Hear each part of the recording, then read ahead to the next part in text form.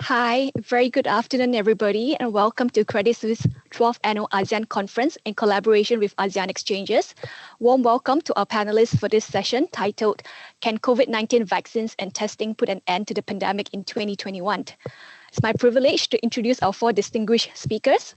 Dr. Wang, who is the Chief Operating Officer of Biolytics, Mr. Leonard Ariff, who is the CEO and Managing Director of Duopharma Biotech, Dr. Supramaniam, the President of the Malaysia Rubber Gloves Manufacturers Association, and Mr. Chia, the Chief Marketing Officer for Trang Gloves, Thailand.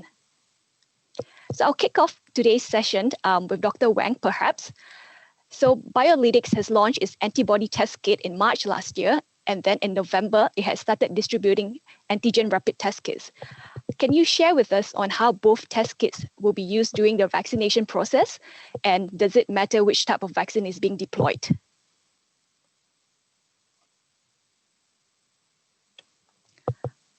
I think you're on mute, Dr. Wang.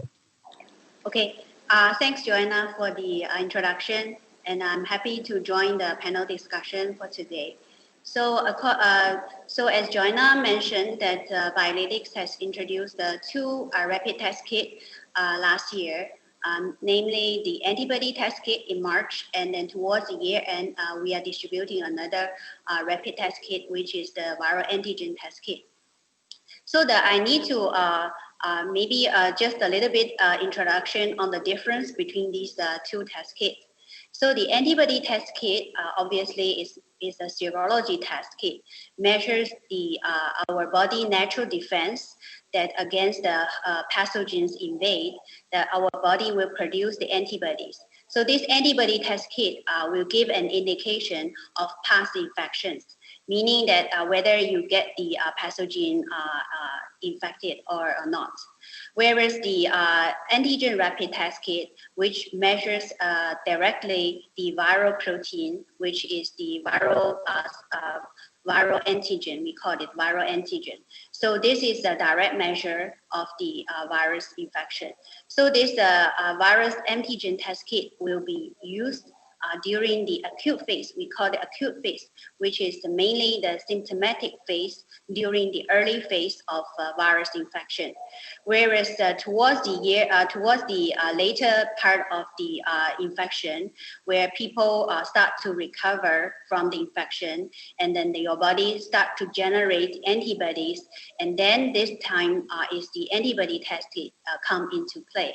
So basically, it's the combination of both the antigen and antibody test kit will be used throughout the duration of the COVID-19 infection. And regarding the vaccination, how these two test kits will be used, I think it all depending on the government's policies and guidelines by individual respective Ministry of Health. And as a supplier and a manufacturer, we can recommend the use of the antibody test kit during the deployment of the vaccines.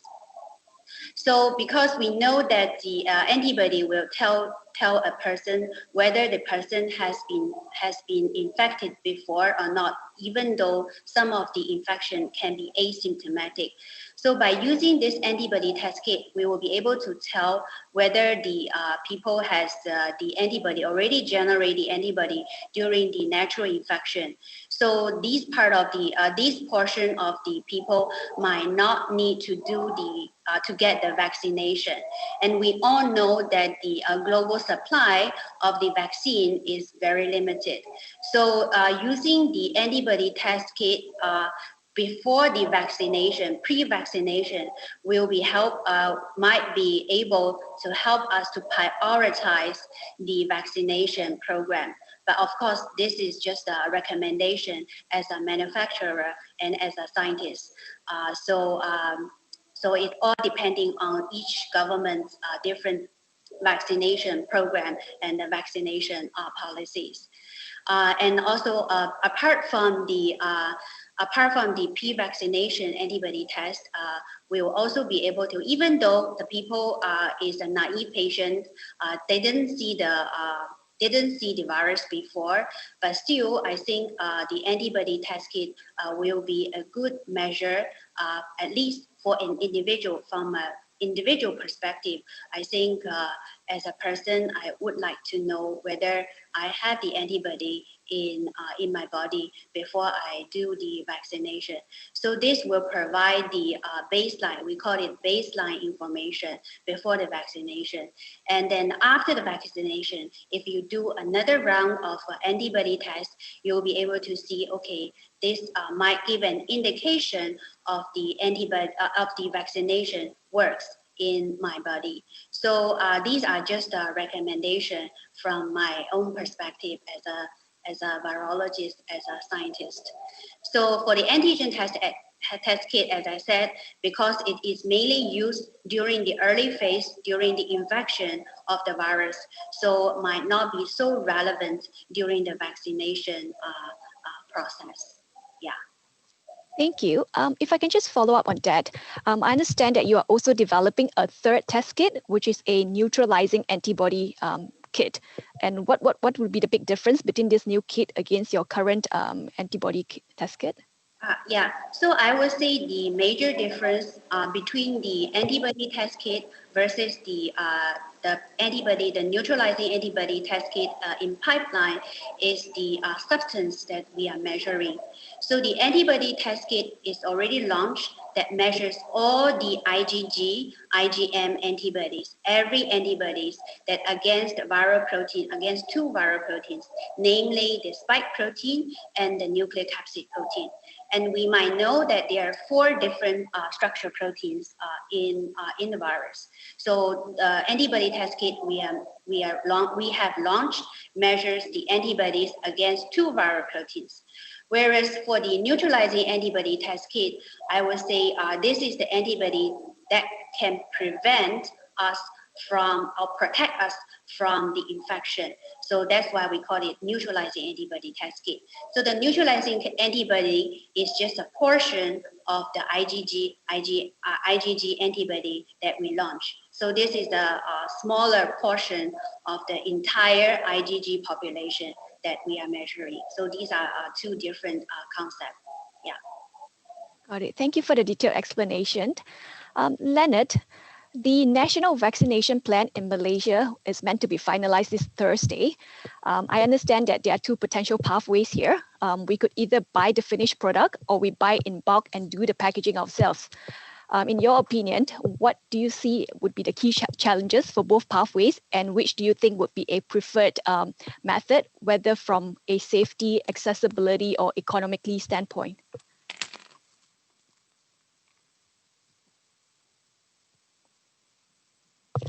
Leonard, I think you're on mute. Thanks, Joanna. Yes, sorry. There was a talk about the possibility of looking at fill and finish. That's the technical term we call for doing the finishing of the vaccine, where you bring the vaccine in bulk and then you do the finishing domestically. There is an economic argument for it. However, at this stage, I think at the stage of the pandemic that we find ourselves in, especially in Malaysia, if we intended to start off the vaccination program in the shortest possible period, then the most effective means of doing that is actually to bring in the finished products from overseas. To do a fill and finish in Malaysia means, one, having the facility, which in this case Duopharma does have, but there is an element of validation that's required. You need to be able to show that the filled and finished product is equivalent to the finished product that was used in any clinical studies, etc. So it could potentially prolong the availability of the product. So I think what needs to be done is probably doing the 2 activities in parallel. If the intention is to start vaccinating as fast as possible, then the fastest way is actually to have finished products brought into the country, distributed, and you start the initial vaccination program.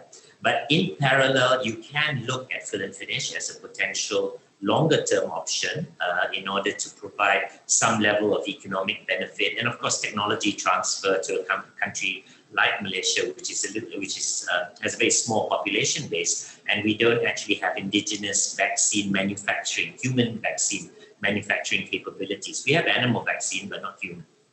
So I think it's not a question of choosing one option over the other. I think both have to be taken into consideration. But definitely, if the intention to start vaccinating by the first quarter of 2021, then you definitely need to be open towards bringing finished products in order to be able to start the vaccination program. Now, the issue with vaccines, pharmaceuticals tends to be one of the most highly regulated industries in the world, quite rightly so, because you are producing products that are going to be consumed by humans. So obviously, safety of products, efficacy are all important elements. And I go back to your title of your exchange, the conference today. Is do we see the breaking the cycle of COVID-19 within 2021? Now that's a very tough question because of one, I think Dr. Wang mentioned it just now, sheer availability of sufficient number of doses. And of course, each manufacturer has its own logistic challenges as well. And three, if you look at the amount of data we have, because we've had to accelerate the development of potential vaccine candidates, a lot of the vaccines are coming out with limited data as far as time periods are concerned. I think it's what has been established is the safety of all the viruses, especially the ones being registered at the moment. The question really comes in terms of efficaciousness and how long will, once you're vaccinated, how long will your body retain the antibodies sufficient? Every country is now looking at the possibility of what is termed as herd mentality or herd immunity.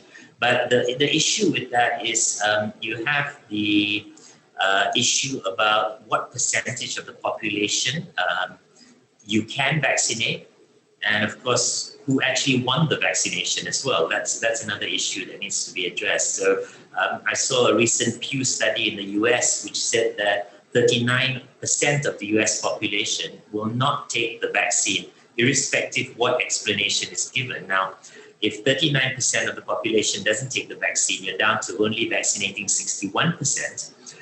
You may not reach the level of vaccination required to develop herd mentality, herd immunity. So this issue about will we see the end of the pandemic by the end of 2021? I have my own reservations. I think I'll be the first one to line up for a vaccine. But when I take that vaccine, I won't have the confidence knowing that it'll give me protection over a long period of time. So I may be queuing up repeatedly to continue taking the vaccine to give me some level of longer term immunity as well. But yeah, I think each country will have to adopt its own strategy in terms of how it wants to manage the vaccination of its own population. Sure, thank you. Just following up on that, if we were to, employ both methods by bringing in the finished product or also in bulk and do the fill and finish ourselves. So Duopharma was identified as one of the potential pharma companies to do this fill and finish process. And I understand that you have a line dedicated for inert human vaccines. Is that a prerequisite for every pharma company if they were to, participate in that part of the supply chain? Yeah, if you want to actually do the fill and finish, you need a line. With vaccines, it's slightly peculiar in the sense that every vaccine that you want to do the fill and finish, you need to validate the line specifically. And so you need the local regulators to approve the process, approve the final product, etc., before you can introduce it into the market. Duopharma, we were in a way relatively lucky because we constructed this facility in 2010 when we were working on another potential vaccine candidate for a different disease. So that facility has been available, and we've indicated to the government that if they need to use that facility, that's fine, because we also have what is called lyophilizing capability as well. That's where you convert a liquid product into a powdered product. So the facility is vacant at the moment. But having said that, based on our discussions with the government, they are prioritizing speed of delivery of the final vaccine in order to start the vaccination programs as early as possible. So that's why we've indicated, yes, we can do fill and finish, but we would also be focusing on bringing in finished product altogether in order to speed up the level of vaccination or the speed when we can actually begin vaccination in the country. Thank you. So mass testing has been one of the key demand drivers for rubber gloves this pandemic. And now with the vaccination being rolled out, the usage of gloves will still be needed to administer this. So the question I have for both Dr. Supra and Mr. Cheah would be, do you think the incremental demand coming from mass vaccination would be similar to the ones created by mass testing? Maybe Dr. Supra, you can go first. Yeah, thank you, Joanne. I suppose one of the things we need to understand is this mechanism of mass testing and the way it's being conducted. It is something that does not really apply to the whole population, number one. Number two, also, I think it's a question of not being made mandatory. I mean, you need to get the people in. If you identify a particular cluster and you need to complete testing and things like that, then that particular cluster gets tested and so forth, However, when you look at the mass vaccination, it is something that people look forward to, because as opposed to America, I think in many parts of Asia, at least in parts of Malaysia, I think we're all looking forward to it. Simply because I think it gives you a way out of this whole COVID-19 pandemic. So the question is then would be, in which circumstances do we actually consume or use more gloves, so to say? And I'm inclined to believe, going by the mechanism that's being employed in mass testing versus mass vaccination, based on the larger population of people actually being driven towards vaccination, there would be more consumption of actual gloves in the mass vaccination situation. Taking a clue from what Dr. Wang has just mentioned, I mean, even in the vaccination itself, you like to do one test known as an ATK test, which is basically a pre-vaccination test to see whether, are you a deserving candidate or, for this vaccination kind of stuff. And let's say you are not, then there is a vaccination that comes in. Then after vaccination, there is post-vaccination test, again being done by the ATK to see how are you reacting, in terms of antibodies in the body. So to cut to the chase, I will think that, rule of thumb number that has been thrown about was just the sheer act of vaccination would create a demand for about 18 billion gloves. Just that sheer first round of vaccination on itself. And we're talking about double dose. And in between, we talk of test the guy first before to see whether he's candidate or not. And then after he's a candidate, he gets vaccinated. And then after vaccination, how is he reacting to the vaccination? Again, another what we call a ATK kind of test kind of thing. So all this put together, and all of these scenarios, be it the vaccine or the pre-testing or the post-testing, they all need gloves by the frontline health workers. So on that basis, I'm quite inclined to believe that taking an apple-to-apple situation, meaning to say everything else being similar, everything else unchanged, merely the mass testing versus the mass vaccination, there would be an increased usage of gloves. Though we do not know how long that increase of usage of gloves will be sustainable. I mean, until the point in time where I suppose where the herd immunity comes in and people are back to norms again, kind of stuff. So to answer your question, yes, we expect more gloves to be consumed at that point in time. Though that does not mean necessarily that the demand for gloves is going to go up. I'm not saying that. That's a different scenario entirely. Yeah, because by that time, I suppose the powers that be would have done their stockpiling, and there'll be enough gloves out of the market there. Supply is just a little bit behind demand and so forth. We're not too sure about that. But just to answer a question on mass testing versus mass vaccination, those are my conclusions. Thank you. Thank you. And what are your thoughts, Mr. Cheah? I think Dr. Supra has shared a very, very comprehensive view. Basically, I have similar opinions. how much is increased on the consumptions of glove from the mass vaccinations as well as the mass testing, which I believe is two separate things. Of course, it will be correlated as what we gather from Dr. Wang just now. Probably the mass testing will be even multiplied according to the go along when the mass vaccinations are there, as you need the baseline information, the baseline test, and then you have a post all this thing, and all this will add into the incremental of the usage of glove is definite. Yeah. Whether we can see directly the impact of the consumptions now or later, I think this situation is very hard to say, because as what also Dr. Supra mentions, what we noticed from the market has been, stockpiling from different markets, different countries, from the national levels to the even the larger distributor, all levels. So it has been stockpiling since the second half of the last year already, And now it even come into the quarter 3 and quarter 4, we even see more. All this is ongoing, and yet I think one thing interesting that we can see that is still, I believe the supply of glove is still in shortage or in scarce at the moment.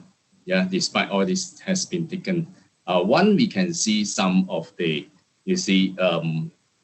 I just came across there some updates of the guideline of the optimization strategies to the issued by the US CDC that about consuming and the usage of the glove during this time. It's just update on the 23rd December last year. And at the same time, even WHO has been coming out a paper guideline that's telling the members countries to have a more rational use of glove, and the priorities you given to the healthcare frontliners. So it showed that even today's situations, the stockpiling have been started months back, yeah. But with the coming of the even increasing of testing, mass testing, one side, and then now we are talking about the coming up of the mass vaccinations. The consumption is definitely is still very high, staying very high, and at this point in time is not easy to get any concrete figures, but we do see that at least, very soon we will know what is the consumptions of the come up to the year 2020 for the whole year. And even moving with these additionals, I think the usage of glove is definitely incremented. Yes, to your questions. Yeah. Thank you. Perhaps I can throw the similar question to both Dr. Wang and Leonard. So Dr. Wang, what would be Biolytics' current policies with regards to glove usage when it comes to testing, and how do you think that would change going forward, even as vaccination takes place? So Biolytics, as a manufacturing of in-vitro diagnostic or diagnostic solution kit, so we don't have much involved in the policy of the glove usage, but we do have a subsidiary which is licensed PHMC, Singapore MOH PHMC licensed CAP accredited diagnostic lab. So in the lab, we do have the policy on the glove usage for the routine, either the routine diagnostic test or the other test. Yeah. So I don't think I'm the right person to comment too much about this glove policy. I will pass it to Leonard. Yeah. Thanks, Joanna. I think there is this misconception that once the vaccine is available, it's going to be a panacea that's going to solve everything. It's not going to happen. You're going to have the vaccine that's probably, the vaccination process is going to drive some level of glove demand. but you're still going to have the clusters of positive cases that are still going to occur. And then it's going to be a race between the virus and the vaccination. So my gut feel is that you're going to see an increased amount of usage in gloves, needles, etc. That's going to come about as a result of the vaccination program. But that does not mean that you're going to see lower cases on a daily basis in terms of the positive cases. So it's going to be running in parallel. And as I said, it's going to be a race between the virus and the speed upon which we can get herd immunity. And that will take some time. So in the meantime, until you get to that point, there's still going to be clusters that are going to be created, that is going to emanate from the community. And you are going to find some big numbers will continue coming through. So I go back to what we all say, that the best vaccine is the keeping common sense and wearing a mask, social distancing or physical distancing, etc. Because that's probably the best vaccine you can have. Because the vaccine in itself, not in 2021, will not be the panacea that a lot of people seem to be expecting. That is interesting, because I guess one of the most contentious discussion is where demand for gloves could potentially settle this year, next year, or even beyond the pandemic. I guess most are adopting the belief that the demand is likely to fall off the cliff because there should be much lesser hospitalizations. And as much as we talk about hygiene awareness, it's also human nature to eventually forget and kind of revert back to old ways. So I was curious to hear the thoughts of I guess Mr. Chia and Dr. Supra on that. On firstly, I guess when do you think demand would normalize, as in it's no longer pandemic driven but more on a sustainable basis? And secondly, even on that sustainable basis, do you see demand actually being higher than what it was during the pandemic, because of structural reasons, or do you think that it will correct to a more normalized levels? Joanna, I must say that this is a crystal ball question that has been thrown to me at many forums, where I speak on. And certainly, being one of the players myself, and also taking care of the association that manages 59 different manufacturers, not to mention another 14 more new entrants are coming into the foray of glove manufacturing, at least in Malaysia, for sure. The question has always been the fact that where does this situation of glove demand actually simmer down, or where does it slow down, kind of thing. And one of the things we have to realize is the fact that if you were to dissect this whole scenario between the pre-COVID and the COVID and the post-COVID, one thing that is a takeaway lesson by all and sundry would be the point that the individual human awareness has completely been changed.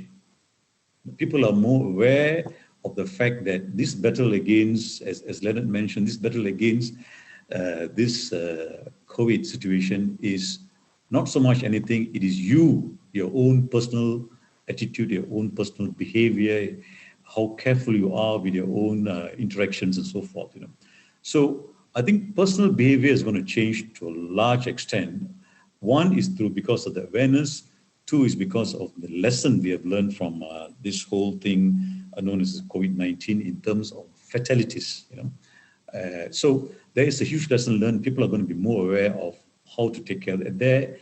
Therein lies the situation of a greater usage of gloves. Now, this is over and above the organic growth of gloves. If you take a past 15-year trend of glove industry itself, the glove industry has been organically growing 8 to 10% without fail. Sometimes it goes to up to 12%. And we have track record to show that it has always been within this zone of an average of 8 to 10% organic growth. Of course, the COVID turned it all completely upside down, and we had so much more growth going on during this COVID time. So the thinking is, it is going to be COVID period brought about a growth of close to about anything from 30 to 50% compared to the 8 to 10%. And post-COVID, it's going to come, it'll be nicely down to about 15 to 20%. So a comparison should be pre-COVID is 8 to 10%, post-COVID is 15 to 20%. That should be the kind of numbers look at. And how do you justify these numbers on the post-COVID? It is, as I mentioned, individual behavior. It is also the change in corporate behavior. I'm talking about corporate behavior in the lights of the fact that how does F&B look at their staff working and serving food? You know, how does the airlines look at the steward and stewardess kind of handing out food and all that kind of thing? Would airlines make it mandatory that even the people getting on the flights need to wear a pair of gloves because they're touching common areas, you know, of hand rests and so forth. So the corporate behavior is also going to change, right? So added on to that is obviously the regulatory behavior imposed by the various governments. So there is governments coming down hard on various situations where they insist that, you know, the degree of the need to be prudent in terms of how you run your business comes into play. So all this put together, plus obviously the situation of what we call the normal organic growth. And I can cite another 5 more examples of why it's also growing, one of which is obviously the aging population in many countries, notwithstanding the COVID itself, you know. So all this put together, we have done our computations within the association itself. And it is a crystal ball gazing, if you ask me. And we are saying to ourselves that it looks like we are looking at Q1 2022. Q1 2022 is where there is some resemblance of basically supply at least catching up with the demand kind of thing. That is over and above. Let me put a caveat to that. That is notwithstanding the situation that may turn on its head in terms of the vaccination process itself. Are we looking at the efficacy of the vaccine? Is it going to recur again, or is it taking a longer time for herd immunity to set in? All those are things that are outside that particular time frame which I've given. You know, if things go well as planned, we're looking at that Q1 2022, where we see some resemblance of catching up. Yeah, but things do not go well. It gets into a topsy-turvy situation, a degree of uncertainty. Then I think we will be caught up with maybe another one or two more quarters. You know, that is the way our association has done the computations in terms of the research we have done out there. Okay, thank you, Joanna. Thank you. Any additional thoughts, Mr. Chia? So far, so good. Because just sorry, I missed the some part of it just now, some technical error. So about the questions. Yeah. Oh, okay. No, I just reconnected back. Got it. No problem. I was asking, Dr. Supra about, I guess, where he thinks demand could potentially settle, for beyond the pandemic. So, firstly, when do you think, demand and supply could actually come to an equilibrium? And secondly, post that, do you actually think demand could be even higher than what it was during COVID, or is that likely to kind of fall off the cliff? Yeah, right. I think I quite agree with Dr. Supra. This is a crystal ball questions. Yeah, when there will be resemblance back to the normal. But one thing I do believe, the demand or the usage of glove and the needs of protections, not just the healthcare frontliners. I think it has spread out far beyond that. I think the concept of protecting is different. I think everybody take away and learn from these pandemics with a very hard lessons that I think it will be just even spread over from the healthcare medicals to even the all other industry, whether in industry, the food handlings, food processing, and even maybe the individual's consumer. Yeah, the needs of protections, is totally different. But today, I believe today what we see the consumption based on purely from the market standpoint is still not seen yet, because one thing I believe, especially these couple months during these periods, a lot of the we are in extremely shortage of supply of this PPE item, and a lot of priority was going to the healthcare front line. Yeah. So the what we see that a lot of people are talking about the new normal, the new consumption, the new practice. It may come up after, even after, yeah, if the situation going better, much control on the pandemic. But the mindset of protections is not just confined to the critical frontliner, the healthcare frontliner who directly facing the pandemic.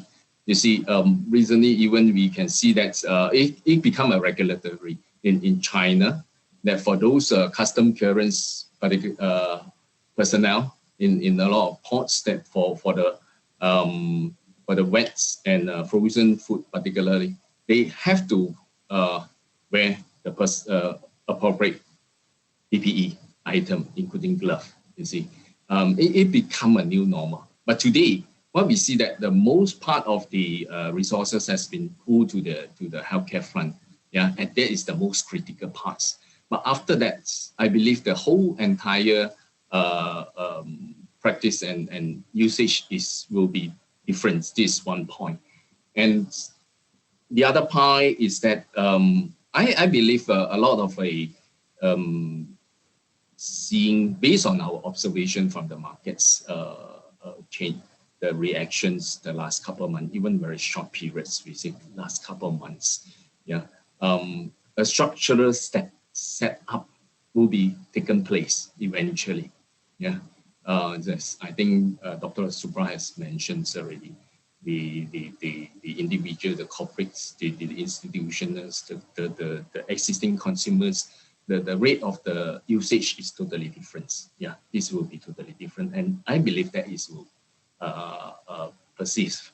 And in fact, if we know about let's look into the glove development history. Yeah, when it's probably I would like to share one simple slide that you can see from how is developed in the pre-COVID situations.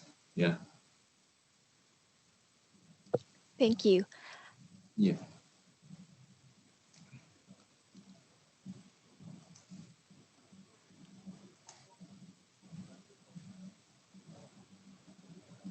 This is the last 20 years up consumptions of glove. Yeah, worldwide. Yeah, this is to the before the pandemics, or as what Dr. Subra said, there has been so-called the organic growth even before that. But when we say organic growth, what we see behind that, we can see that it's all the way when the whole sector was developed. I think probably it will be about 3 decades ago since the HIV's outbreaks. Yeah, and it's since then the consumer, the user will start to know that and apply of the usage of the protections, the protective gear. Yeah, and since then we can see all this continuous of the challenge and threat is never ended. Our research team put this all the epidemic and pandemic together with these consumptions. What we tell, this is the pre-COVID pandemic scenario. Yeah, we have continuous all of the threats, and human beings has been learning from there to started to protect themselves and use the proper protective equipments to gear up themselves. So, and you can see the consumption is so-called organic growth. But today, the pandemic, the COVID pandemic is totally a different scale of pandemics. Yeah, and this is not just affected the user front. I would say the whole entire landscape of the thing, the whole entire the logistic, from the government authority to logistic to the institutional to the individual user.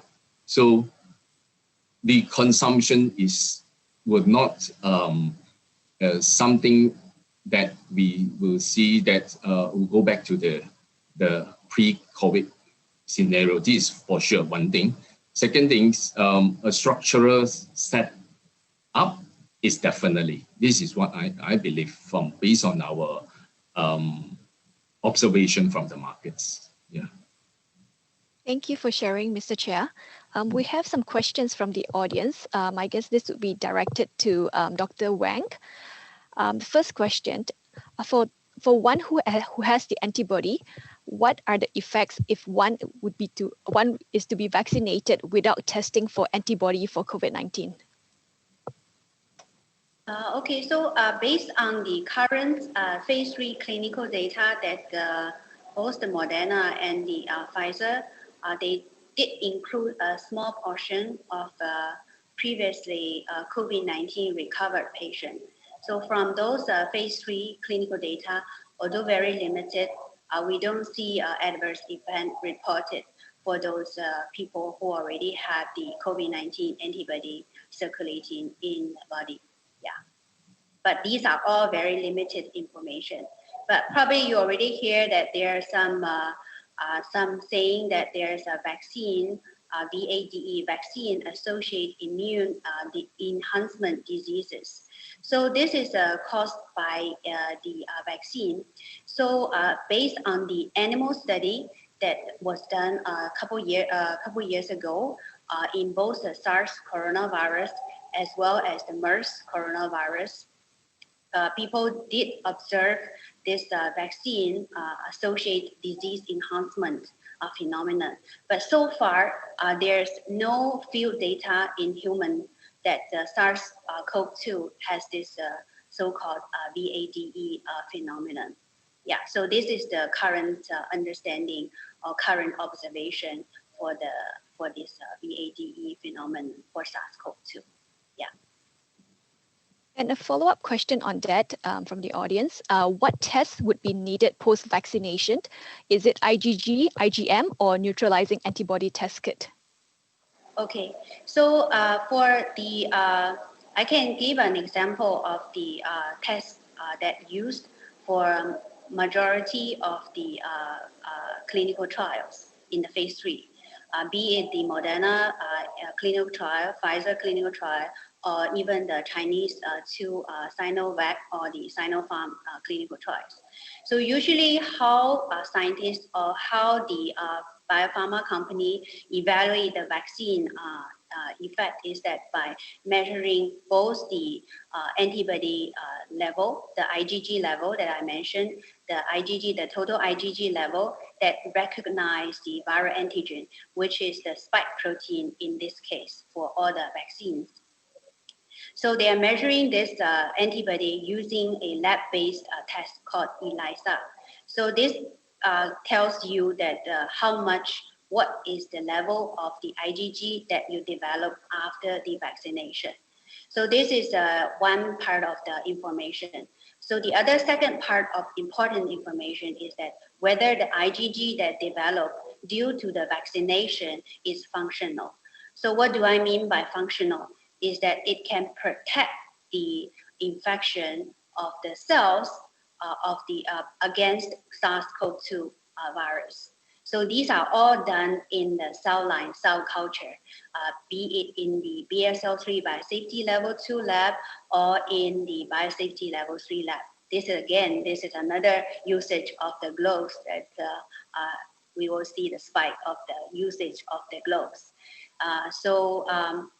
So these are the two main measurements of the antibody after the antibody. But in real world, it's difficult to measure the functional IgG, which is using the live virus to do the testing.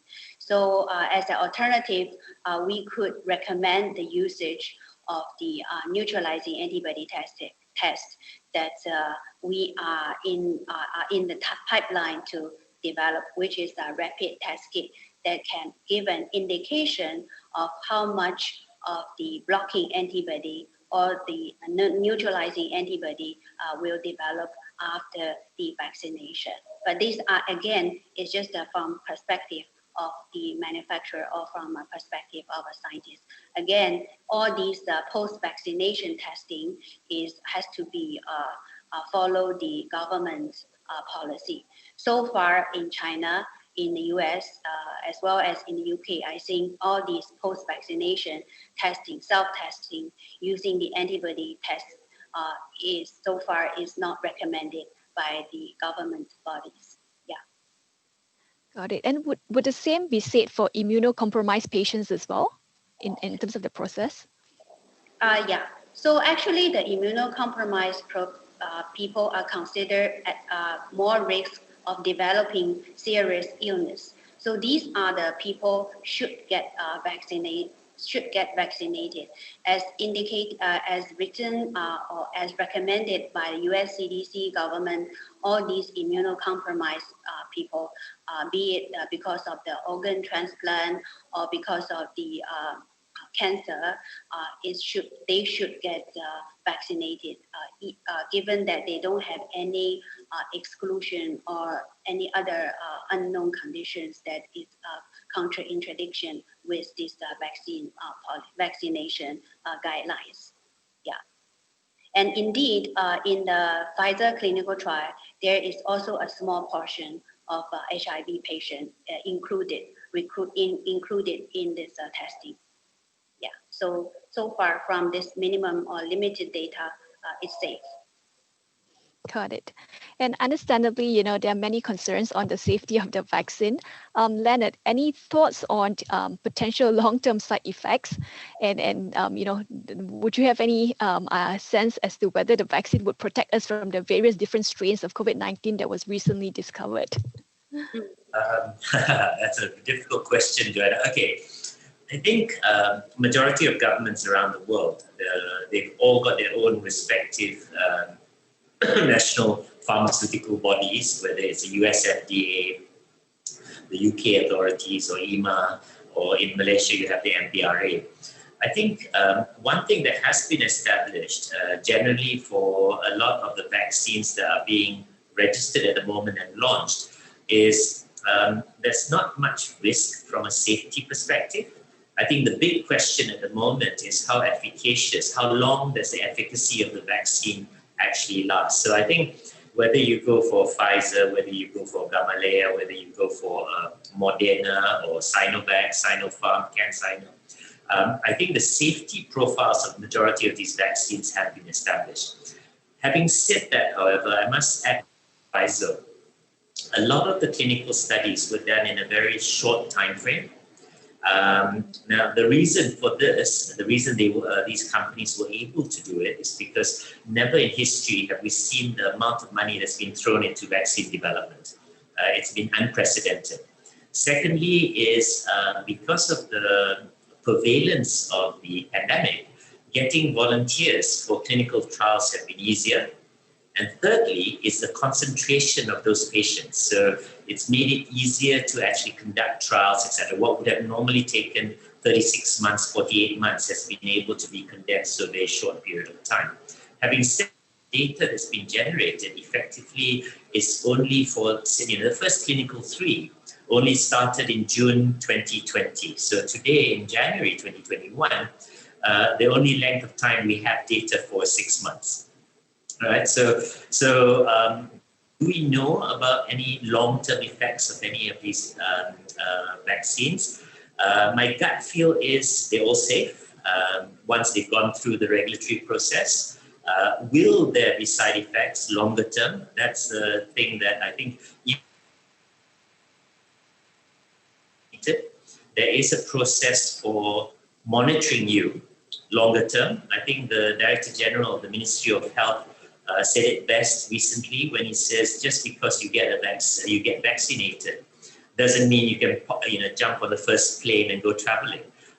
There will be a period of monitoring that will be required. I mean, countries around the world will want to know because it's a huge investment. In Malaysia alone, we're talking about 80% of the population being vaccinated for a price of 3 billion ringgit. So that's what, 700, 800 million US. So it's a huge investment on the part of the government. So they want to make sure that the investment in the vaccination does give a level of protection that is reasonably long term. The issue we have today is that nobody's got the data to support long term. The technologies are established. There is data on the use of those technologies for other types of vaccines or other types of medicines, but never as far as the coronavirus is concerned. So it's a $1 million question. Are the vaccines safe? Yes, but how long do you develop immunity against the pandemic? That's the big question that most countries are faced with at the moment. But at the end of the day, the governments have not much choice. Some of the risk mitigation that some of the governments are doing is to buy a basket of vaccines as a means of risk mitigating the fact that what happens if one of your choices of vaccines at the end of the day only gives you an immunity for 6 months and you have to re-vaccinate, etc. That represents a huge risk for the governments given the expenditure required. So different countries will come up with different risk mitigation measures in terms of how to manage vaccination of the scale that we've never seen before in our lifetime. Thank you for sharing, Leonard. I'm afraid that's all the time we have for this session. I would like to conclude today's session by thanking Leonard, Dr. Supra, Mr. Chia, and Dr. Wang for your time and your insights. It was a real pleasure to have all of you to share on this panel. I look forward to catching up with all of you in person at some point in the future. So once again, thank you to all participants. We have the next session on ASEAN politics with Professor Bridget Welsh that will begin shortly at 4 p.m. So do stay on for that. Thank you, everyone.